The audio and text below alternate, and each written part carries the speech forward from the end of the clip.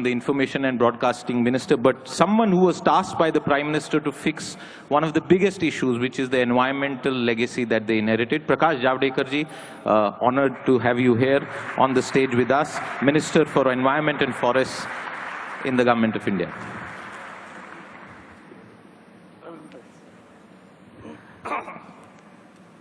With Mr. Javadekar, there is always the struggle of deciding where to start with, and you must remember that for many, many years he was one of the foremost spokespersons of the Bharatiya Janata Party. He was also I&B minister, so I think he knows how to deal with a journalistic conversation, but that is not the intent here. The idea really is to get from you an assessment to start with, Mr. Javadekar, about the environmental legacy that you inherited, and you know, from a situation where there were no approvals and clearances that were being granted. I recall that somewhere in between you were also blamed for giving too speedy clearances. I'm not blaming anybody. When I became the environment minister, my challenge was from a completely negative perception of the ministry and the environment in the ministry. And what was important was, it was perceived as a roadblock ministry. It was perceived as a bottleneck ministry. And even when I started taking decision, one of the predecessors said that environment minister should not talk development. Means that was the psychology. So where to start? Because if I start by giving permissions immediately, there is NGO constituency which also shouts, and there are various sound bites you get. So I decided to start from defense. Parikar ji is here. I was member of the Defense Standing Committee. So I knew very certain that many defense projects were pending for many years for environment clearance. So I asked, on the very first day I took the meeting of the officers and asked them that I want within 2 days a status report on environmental clearance pending cases regarding defense ministry. So they said, we'll give you in 2 days. But I know how to deal with. So I came home and I called defense secretary. I said, I want the list of our pending projects. So next day he sent me. Third day, I asked, where is the list?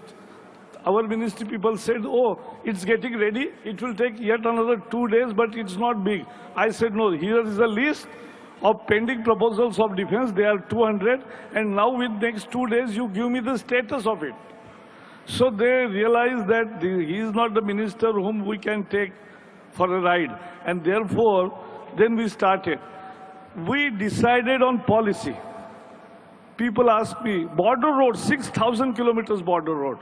On the other side of Himalaya, Chinese roads are good and our roads are bad because there is no environmental clearance. You can't travel like this, and we are putting army to hardship because of this. I said, I am granting as a principle, as a policy decision, that 6,000 kilometers of border roads and all defense infrastructure within 100 kilometers of actual line of control are accorded general approval. So thousands of projects immediately went. One officer asked me, sir, what we should write as a policy? I said, right. If country is defended, environment is defended. So it's an environment-friendly policy. And that's how we started with. Most importantly, we started with transparency, which was essential of any new reform. So we started with online. The whole office. In our country, most popular series even today is office. Because Pankaj Kapoor's serial shows a real face of Indian offices, how they function. At every stage, how you have to bribe and go up. So, to avoid it, it is online application. And now you can see, project proponent can see from his computer where the file is pending and for how many days. So it has become an important tool. Now I'm improving upon that process also, because after 1 year of implementation, we have reviewed and we will improve further. Then when you come with environment impact assessment, our expert appraisal committees used to issue TORs. So TORs, you will take yet another 12 months to 15 months. I studied all the TORs. It is the same for each sector. So we said that we will standardize TORs. So 39 sectors which require environmental clearance, we streamlined it, standardized it. Now you can give application, your environment impact assessment report and TOR simultaneously. So your 15-month delay is not there now. It is all in 15 days. That is what people really want. That is what people really want. And without compromising on any environmental conditions. Actually, I have made conditions little stringent in many cases, like cement or other industries. Because, see, we are not doing, Modi ji is passionate about climate change. We are not doing good INDCs or good climate action only because it is compulsion. No, it is our conviction. We want our air to be clean. We want our water to be clean. We want our energy to be clean. We want our environment to be clean. And we must have more green. That's our mandate. And to that end, we are working. We are working with conviction. And therefore, we have brought real, simple format of processes. So now process will be automatic. Pehle kya hota tha? It was a very wonderful phase. Earlier regime, they used to ask, oh, if defense official comes, or if certain manufacturer comes, or if somebody comes, PSU chairman or general manager comes to follow up for the cases. Oh, why you are coming? You send your liaison officer. That was the earlier regime. I said, you don't come, your license or liaison officer is not required here. That is, now you cancel it, the contract, and you will get automatic approval. But we'll be now stressing more on implementation. Because as you said, implementation. In our country, enforcement is a problem. Compliance is the problem. And now, from this year, we are strengthening our compliance mechanism. And to that end, I am making an announcement today here. Announcement is this: there is a suggestion that we should have a good regulatory mechanism under National Environmental Management Authority or State Environmental Management Authority, NEMA or SEMA. But many people are perceiving it politically, it is not tenable because other parties are not approving. I said, if you are not approving, Supreme Court is already asking us that you will have regulator. So I am now giving them choice. If you want a regulator, a one-person regime, or you want your participation and have an authority. That's the regime. That is the choice. So we will go with compliance on hand, and we are taking principled decisions. Prakashji, I want you to answer this point, and this is what some people have expressed in the past, that one of the reasons that environmental projects used to get stuck was not just because of the ministry or policymakers, but also because compensation or the rights of livelihood of forest dwellers, of tribals, were not taken into account, and that used to lead to litigation and delay things. Where does that stand right now? I think now the tribal ministry and we are working in tandem, and tribal rights must be settled. It should not be always open-ended. We must give justice to tribals as early as possible. And as the new mineral policy ordinance and now converted act has actually started, the fund has started flowing in. Now we are giving part of profit from mining operations to development of those tribal areas, and which is very much important. I must remind the audience that it took 10-12 years for that to happen. No, but after we came, we did it in 10-12 months. Yes. That's the difference. Okay. Let me now also talk to you about the climate change issue that you mentioned. Climate change, clearly something that you said it's a belief of the government that it has to be sustainable. You yourself in the past have expressed disappointment over the draft, the Paris draft that it is called, and for the benefit of the audience, it's a negotiating a text where Minister Javadekar on behalf of the government expressed disappointment. I'm going to ask you, what are the specific points, because that would represent India's position as far as that negotiation is concerned? Actually, our negotiators are in Bonn today. So at negotiators level, let them debate. So that's why I will not express my opinion, final opinion here. But today morning, Peruvian minister, they are the co-host because they were the last presidency. So Lima's minister, Purgil Vidal, called me up today. We had long chat and I conveyed to him what is developing world's disappointment with the text and how it can be improved and why it should be improved. And he agreed to it that yes, all we will try, because I said we want Paris to be successful. We must create a responsible regime because we have, as Mahatma Gandhi used to say, this earth is not inherited from ancestors. This is on loan from future generation. And we must give them at least the way we inherited or little better than what we inherited. That is our duty. And to that end, Paris had to succeed. But it has to be equitable and just climate deal. It has to be an equitable and just climate deal, and I think that is an important point that you mentioned. Let me turn to another concern, public concern, both within the country and outside. This is about clean air. India has promised that it will reduce emission intensity, but not the absolute emissions by 2030.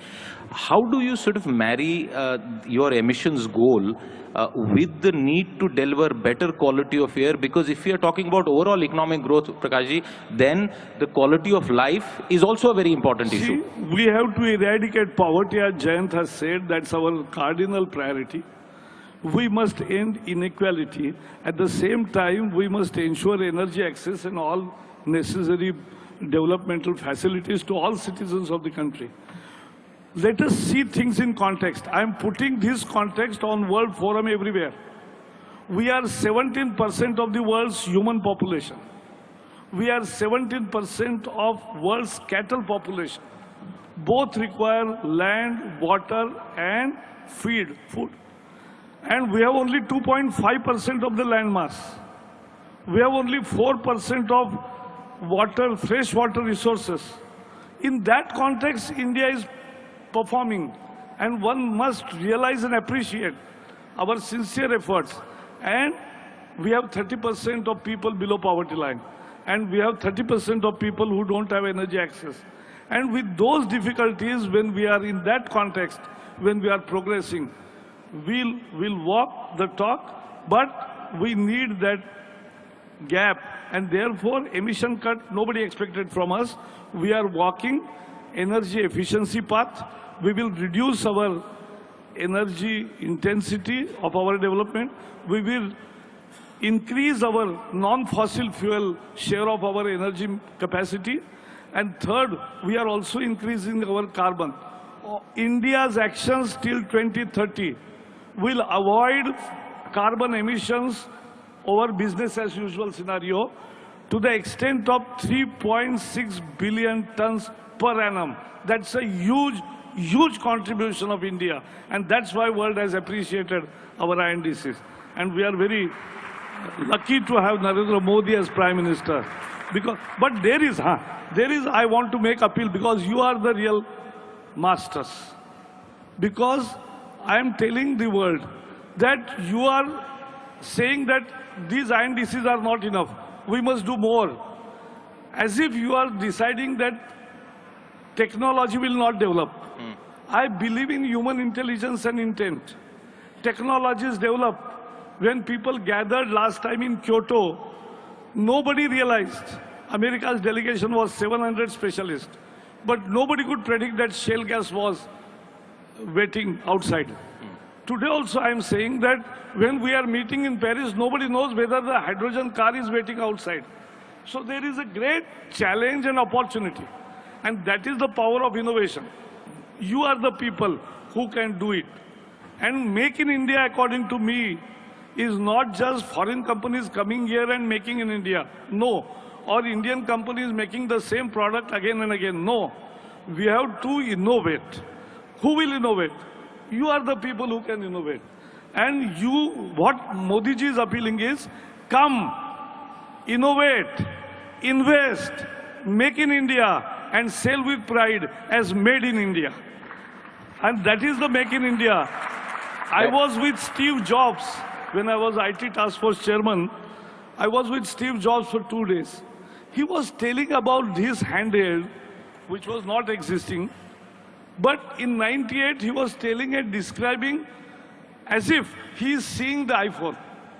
And all features combined into one phone, machine, handheld, was unbelievable. But that is what miracles happen to those who believe in it and who have abilities to deliver. And that's what you can do.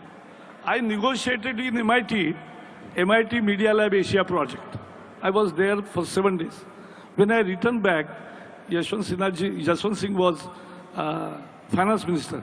Atalji called me and asked me why we are committing so much money, what we are importing. I said we are importing research culture. We are importing research freedom. We are importing research flexibility, and which is not existing in many of our institutes. Our research institutes, unfortunately, have become bureaucratic, and therefore, this research is the real asset. Your innovation will give addition. Material cost may be 5,000. It becomes 50,000 with innovation. And that innovation you can bring in. It may be Mumbai. It is not Mumbai versus Delhi. It is Mumbai, Delhi, and all other IITs are the hope of country, because I believe in human intent and human intelligence. Including the newer IITs that are coming up. Yes. I was interested in asking you more about your meeting with Steve Jobs in 1998, but we'll do that some other time. What I want to ask you, and for the audience to understand also, the point about climate emissions that Prakash Javadekar ji just spoke about, our climate plan, funding plan, will require $2.5 trillion by one estimate. The global fund that is available is $100 billion. You can correct me on the numbers. You said we are 17% of the population, which is correct, and there can't be a per capita comparison. But the question that arises is, are our plans too ambitious, or is enough money being put by global majors on the table to help developing countries achieve the climate change standards? Unfortunately, Zavri, the issue is globe is talking about $100 billion scaling up from 2020 per year, $100 billion. But today on table, it is only pledges of $10 billion for next 4 years. It is just $2.5 billion per annum. It is not enough. We have said it very clearly. I said I will not demand 17% of the fund, though we are 17% of population. We are not part of the problem, but we want to be part of solution. So we will rise on our own, but we are fighting for a cause of developing world, because unless we take everybody along, we cannot have an equal and just world. And therefore, this $100 billion is important. It's significant. It's not the cost. I also said that cost of climate action throughout the world, as per the INDC submitted by more than 160 countries, is trillions of dollars. But $100 billion is recognition of historical responsibility, and that is essential. And $100 billion overall as a fund size, or are you only talking about a country like India? No, it's $100 billion by the developed world, who have historically responsible for today's climate change of 0.8 degrees Celsius, which we are experiencing and for which we are suffering. What about funding the rest, the gap for 2030? See, when I have a finance minister like Arun Jaitley and Jayant Sinha, why we should worry? Because we will grow under leadership of Modi, and we will create our own resources whereby we can take effective climate action. And more importantly, I believe in you, because today air quality monitoring, which we launched, one instrument set is $60,000. When I went to MIT this time, we had discussion and they showed me a new instrument, just $1,000. I want innovation to happen like that. I'm very sure that as we progress, we'll have more innovations and our cost will get reduced for fighting climate change. I think there is already a proposal coming for the next budgetary exercise, Mr. Sinha, from the Ministry of Environment for funding climate change. But we'll come to another aspect, and for the audience once again, forest rights, the rights or the management of our forests is a big issue, and we know what has happened. One of the things that has been done is a public-private partnership. I want you to expand on what it is. Yes. See, I studied the forest cover of India. It's an unfortunate story. We have 24% of forest land, but we don't have 24% forest. We have forest land where forest doesn't exist. It is 1/3, 8% of area which is forest land, but which is where there is no forest. It's a degraded forest. Actually no forest at many places. So I have proposed that we will have a public-private partnership. Forest department resisted because nobody wants to leave monopoly. I said now there will be competition.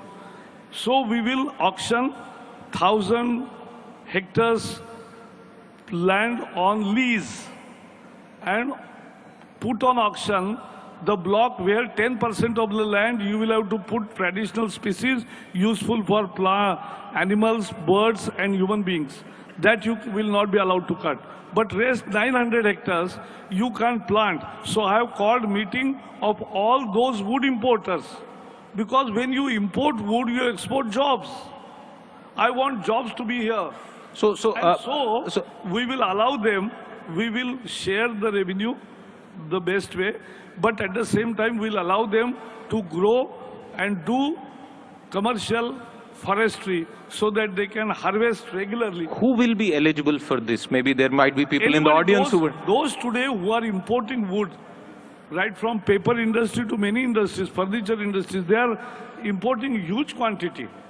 And that they will be given the pieces of land, not ownership, on lease for 50 years, and then they will cultivate those, harvest those, they will have good business cycle, we'll have great employment, and we will have great forest also. 10% of that area you say will have to be reserved forest, the other 90% can be commercial forestry. Commercial forest. Okay, let's also talk about one more aspect, and this is to do with the revival of hydropower. Let me point out once again for the audience that after a gap where there were serious doubts about hydropower in the country, and we saw the execution issues that happened with several projects, including in Arunachal Pradesh or in Himachal Pradesh, and also other issues. Prakash Javadekar has been sort of at the forefront of talking about a revival of the hydropower situation.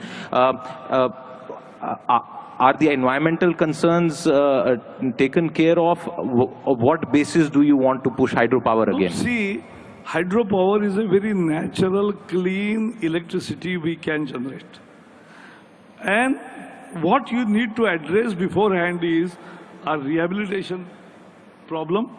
At the same time, run-of-the-river projects are more preferred, but where the ecological flow also continues. So you can have sustainable hydroelectricity project and you have tremendous potential. Yesterday only I have received a report on Siang River's potential. Last week only we have learned that, means we know that in Tibet, China has built a very big dam on Siang, which becomes Brahmaputra here. So, but we have also assessed, and I have also discussed with Bhutan, we can increase our capacities in Bhutan also. And so there are tremendous opportunities of hydropower electricity. How much of the, on a slightly different note, because I was going to wrap up this conversation by asking you about clean water and Gangaji in one quick one. But before that, how much of a concern is it as far as our water security is concerned with what China has done on the Siang? No, what they have done, our concerned ministries are already assessing. We were in talks with China, as it has not come as a surprise. Dams are not built overnight. So it was a 10 years project. We knew of it. There were many rounds of discussion. So concerned departments are taking. We will also study. The issue is as you rightly asked. What was it? About the fact that what will it do to our water security if... No, I don't feel that we need to use our water resources more productively. That is, today, 90% of our fresh water goes immediately with the flood in seas. Now with Godavari and Krishna, one river link, they will be saving 1,000 CM, what they call, that 1,000 TCM not going into the sea, and they can use it for irrigation. So that's a beautiful thing, and every state needs to scale up such projects. My final point to you and for the audience, that while we talk about the strength of India and you represent that, the sad reality also is that perhaps there are not more than 4 cities in this country as of now, and Prakash ji, correct me if I'm wrong, which do not have, only 4 cities which have access to continuous 24/7 piped drinking water. And that is look at the size of India, that 4-city number will tell you. 70% of rural India does not have access to clean drinking water. We also talk about reviving the Ganga, where millions and millions of Indians have not just faith, but they understand the economic linkages that it has with this country. Where are we on that project? What can you tell the audience about what will happen 3 years later? I'll tell you, you be very sure that we are on the right path, because we have realized the problem. That's the first step. I have to interrupt you if you allow me.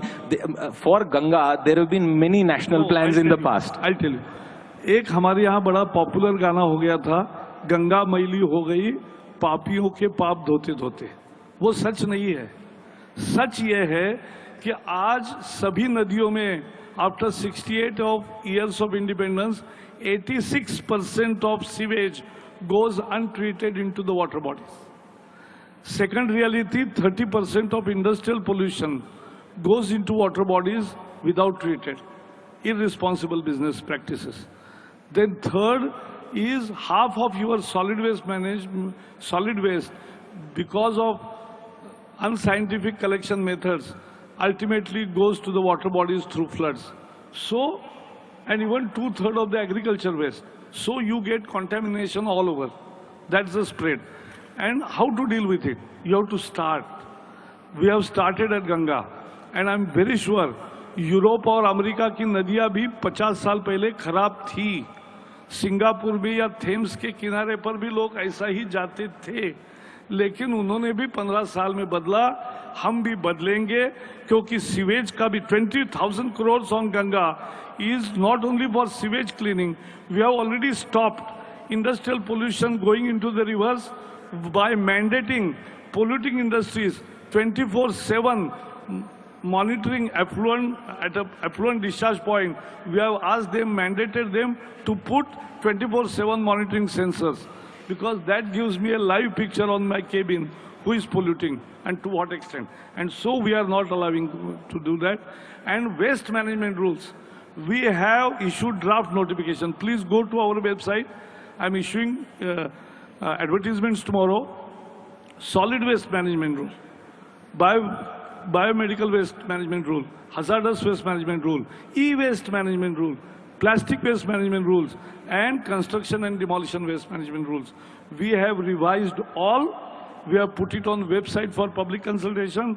Next month we have already received thousands of suggestions, and we are processing them.